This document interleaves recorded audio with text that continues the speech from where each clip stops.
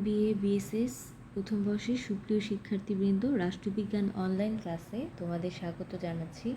আমি সাকিনা আহমেদ, প্রভাষক, রাষ্ট্রবিজ্ঞান বিভাগ, কর্ণফুলী সরকারি কলেজ, কাপ্তাই, রাঙ্গামাটি, পার্বত্য জেলা। প্রিয় শিক্ষার্থীবৃন্দ, আমি আজকে তোমাদের রাষ্ট্রবিজ্ঞান প্রথম পত্র থেকে একটি গুরুত্বপূর্ণ বিষয় নিয়ে আলোচনা করব। সেটা হচ্ছে জন লকের সম্মতি তত্ত্ব এবং সম্মতি তত্ত্বের সমালোচনা। তো সম্মতি তত্ত্ব আলোচনা করার আগে আমি জন লক সম্পর্কে, তার জীবনী সম্পর্কে একটু আলোচনা করব।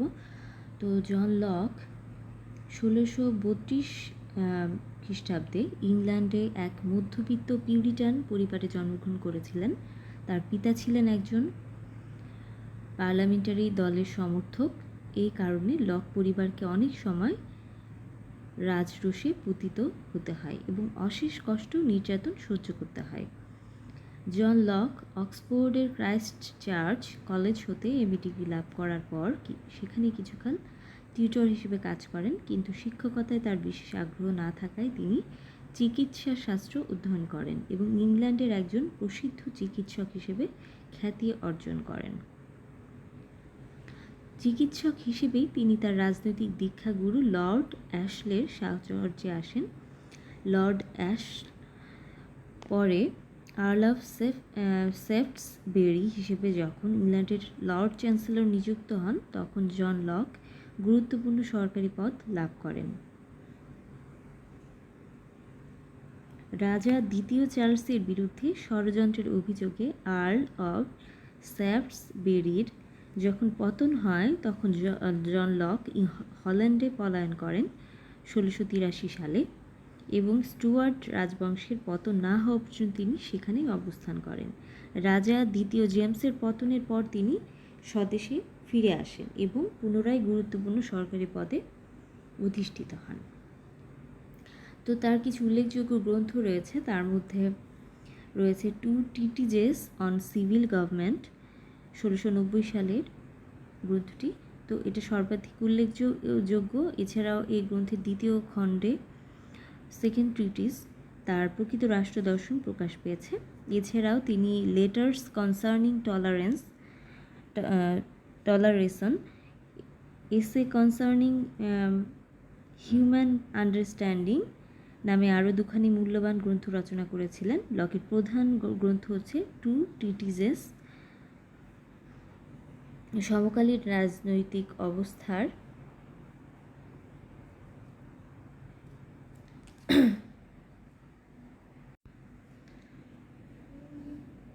সমকালীন রাজনৈতিক অবস্থার পটভূমিতে রচিত হলেও তা হবসের লেভিয়াথানের ন্যায় একটি কালোত্তীর্ণ সাহিত্যকর্মের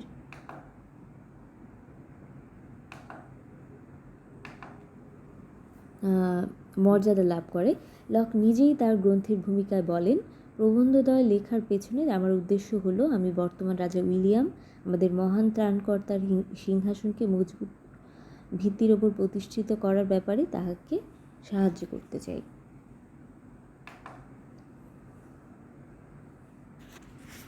তো লকের রাজনৈতিক রচনাবলী, বিশেষ করে তার 2 ট্রিটিজেস যখন প্রকাশিত হয়, তখন স্টুয়ার্ট রাজবংশের স্বৈরাচারী শাসনের অবসান হয়ে গেছে। রাজা দ্বিতীয় জেমস সিংহাসন ত্যাগ করে ফ্রান্সে পলায়ন করেছেন এবং নতুন রাজদম্পতি উইলিয়াম অফ অরেঞ্জ ও রানী মেরির সঙ্গে পার্লামেন্টের ঘনিষ্ঠ বোঝাপড়া হতে শুরু করেছে। কিন্তু লকের গ্রন্থের মধ্যে কেবল রাজনীতির এই আশু পটভূমি প্রতিফলিত হয়নি, তার গ্রন্থের মধ্যে সমগ্র সপ্তদশ শতাব্দীর সামাজিক, রাজনৈতিক ও ধর্মীয় চিত্র প্রতিফলিত হয়েছে। তো সপ্তদশ শতাব্দীর 40-এর দশক ইংল্যান্ডের রাজনৈতিক ইতিহাসে অত্যন্ত গুরুত্বপূর্ণ ও ভয়াবহ একটি দশক। তো এই দশকে ইংল্যান্ডে 2টি রক্তাক্ত গৃহযুদ্ধ অনুষ্ঠিত হয় এবং রাজা প্রথম চার্লসকে হত্যা করে অলিভার ক্রোমওয়েলের নেতৃত্বে প্রোটেক্টরেট প্রতিষ্ঠা করে পার্লামেন্ট কার্যত তার শাসন কায়েম করে।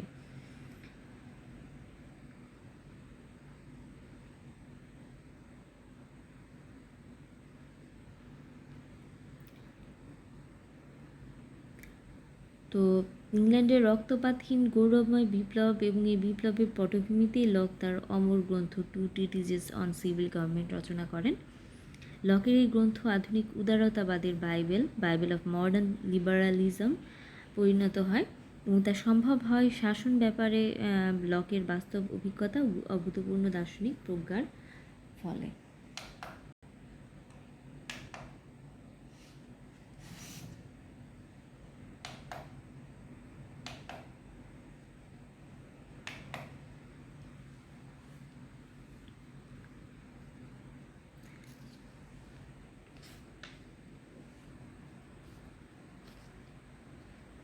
তো লকের সম্মতি তত্ত্ব নিয়ে আমি একটু আলোচনা করব। তো লকের রাষ্ট্র দর্শনে আসলে সম্মতি বা কনসেন্ট একটি গুরুত্বপূর্ণ বিষয়।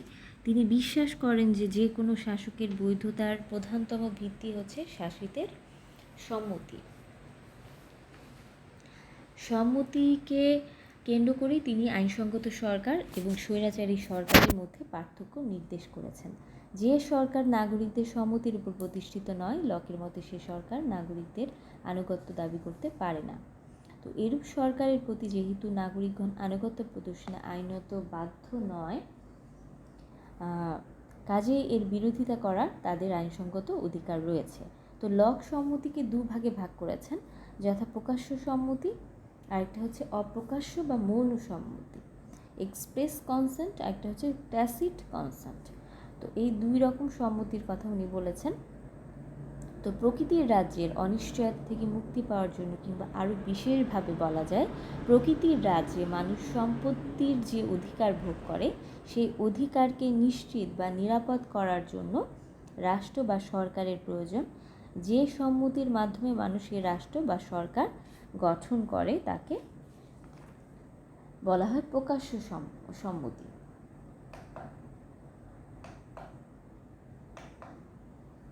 এই সম্মতি সম্পত্তির অধিকারের মতোই প্রাক সামাজিক প্রাক রাষ্ট্রীয়, কিন্তু রাষ্ট্র বা সরকার গঠিত হওয়ার পরে তার অধীনে যারা জীবনযাপন করে বা তার অধীনে সম্পত্তির অধিকার ভোগ করে, লকের মতে তারাও সম্মতি প্রদানের মাধ্যমে তা করে থাকে।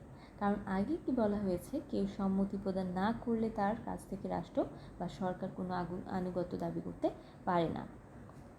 কিন্তু রাষ্ট্র গঠনের ক্ষেত্রে এই সম্মতির যেভাবে প্রকাশ্য অভিব্যক্তি ঘটে, বর্তমান ক্ষেত্রে তা ঘটে না। এমনকি যারা সম্মতি প্রদান করেছে বলে বলা হয়, তারা নিজেরাও বুঝতে পারে না যে তারা আদৌ কোনো সম্মতি প্রদান করেছে কিনা। এই সম্মতিকে লক অপ্রকাশ্য বা মৌন সম্মতি বলে অভিহিত করেছেন।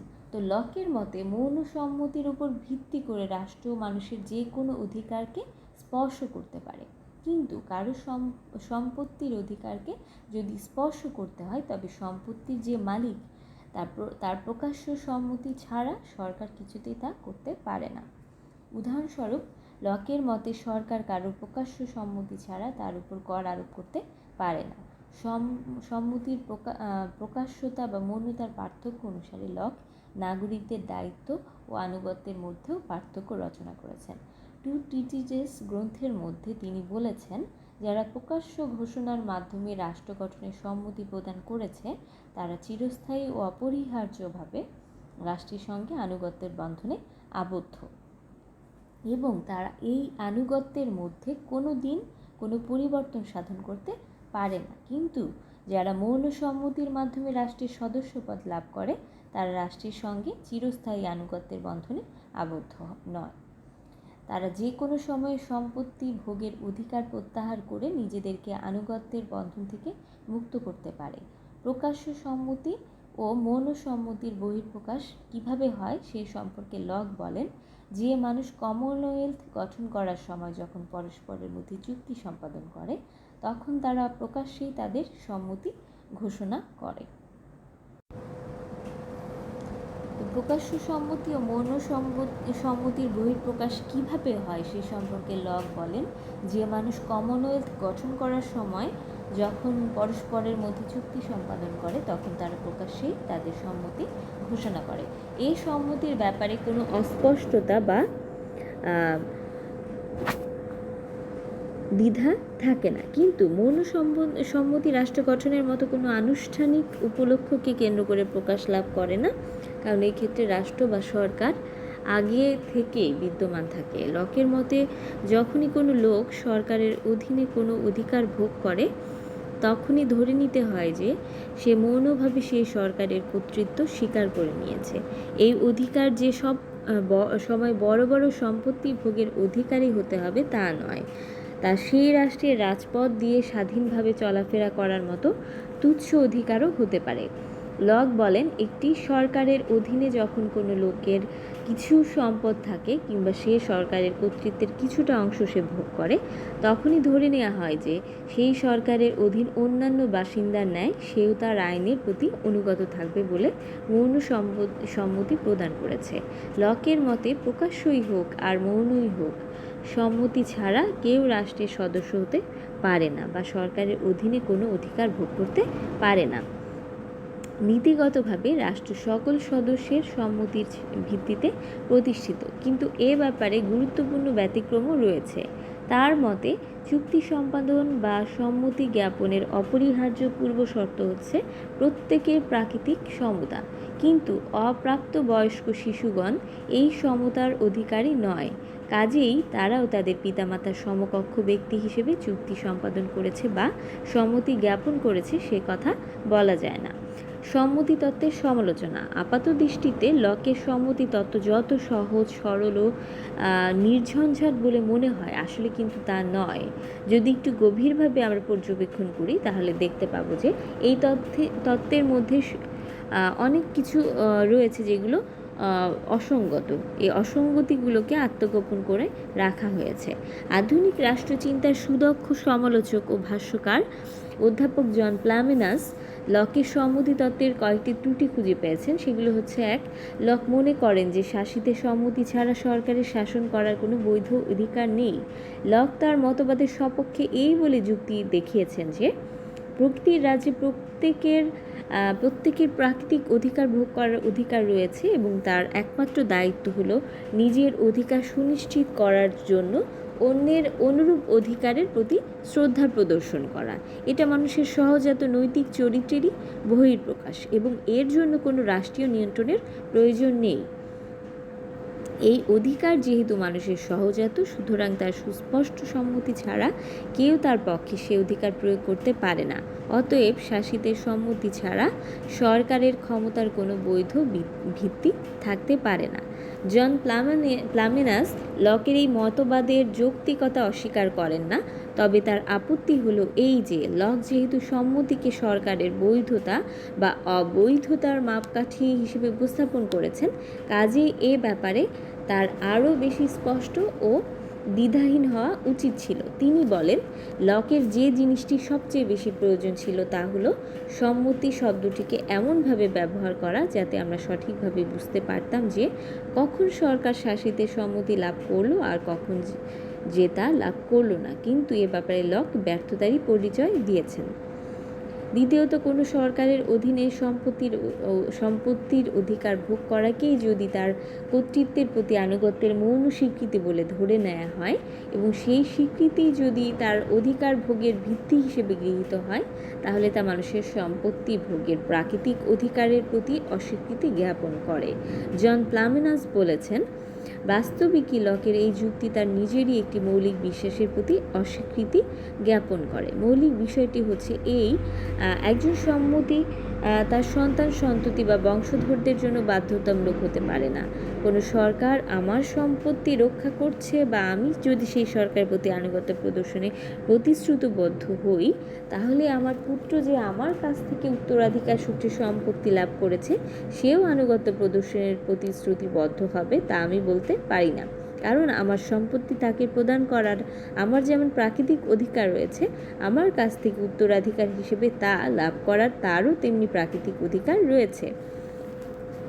তৃতীয়ত, লক বলেন যে ছোট বা বড় যাই হোক না কেন, কোনো দেশের মধ্যে যদি কারো কিছুমাত্র সম্পদ থাকে কিংবা সেই দেশে সে যদি সামান্যতম কোনো অধিকার ভোগ করে, তাহলেই সেটাকে সেই দেশের সরকারের প্রতি তার আনুগত্য স্বীকারের মৌন সম্মতি বলে ধরে নেওয়া যায়। এই প্রসঙ্গে অধ্যাপক ম্যাকডোনাল্ড বলেন, লক প্রদত্ত মৌন সম্মতির এই ব্যাখ্যা যদি ঠিক হয়, তবে সম্মতি তত্ত্বের নৈতিক ভিত্তির মধ্যেই শূন্যতার সৃষ্টি হয়। কারণ ব্যাপক অর্থে যদি ধরা যায় তবে একটি দেশে এমন কোনো লোক পাওয়া যাবে না যার সে দেশে কোনো সম্পদ নেই। জন প্লামানাস লকের সম্মতি তত্ত্বের যুক্তিসঙ্গত আলোচনা করে অপরিশেষে এই সিদ্ধান্তে উপনীত হয়েছেন যে যতক্ষণ পর্যন্ত জনগণ নিরাপদে এবং আইনসঙ্গতভাবে সরকারের কর্তৃত্বের অবসান ঘটাতে না পারে, অর্থাৎ যতক্ষণ পর্যন্ত তাদের প্রতি সরকারের দায়িত্ব নিশ্চিত করার যথোপযুক্ত ব্যবস্থা অবলম্বিত না হয়, ততক্ষণ পর্যন্ত প্রত্যক্ষ বা পরোক্ষ, প্রকাশ্য বা মৌন যাই বলা যাক না কেন, কোনো সরকার জনগণের সম্মতির ভিত্তিতে শাসন করছে তা বলা যায় না। ইংল্যান্ডের সীমিত রাজতন্ত্রের প্রেক্ষিতে লকের সম্মতি তত্ত্বের বিচার করে রাষ্ট্রতত্ত্বের প্রখ্যাত ভাষ্যকার C.E. ওয়ান বলেন, লক যে ব্যক্তি সম্মতিকে সকল রাজনৈতিক সমাজের মূল ভিত্তি হিসেবে সর্বাধিক গুরুত্ব আরোপ করেছেন এবং তার সেই তত্ত্বের ফলশ্রুতি হিসেবে তিনি আমাদেরকে যা আশা করতে বলেছেন, বাস্তবে তার সে তত্ত্ব কর্তৃত হয়ে অনেক কম গুরুত্বপূর্ণ জিনিসে পরিণত হয়েছে। যে মৌলিক চুক্তির ফলে কমনওয়েলথের সৃষ্টি হয়েছে, সেই তত্ত্ব পরিণামে সেই চুক্তির প্রতি একটি মামুলি সমর্থনের বেশি আর কিছুই নয়।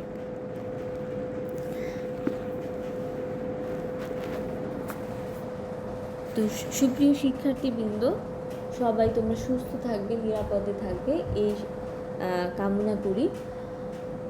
সবাইকে ধন্যবাদ জানিয়ে আমি আমার ক্লাস এখানেই শেষ করছি।